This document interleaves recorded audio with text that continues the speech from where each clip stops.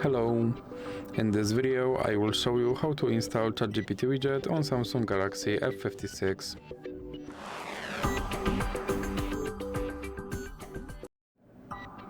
So you have to start by opening your Google Play Store, then click on search bar and type in Wally AI and click search, and then click install.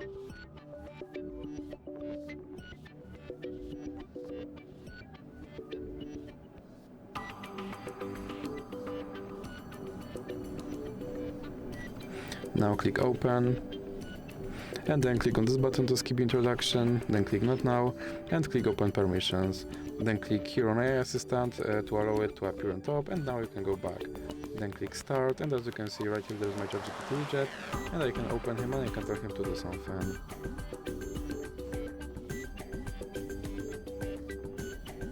And as you can see, he responded. And if you want to remove him from your screen, simply drag him into the X icon in the middle. So that's it for this video. If you liked it, please remember to leave a like and subscribe.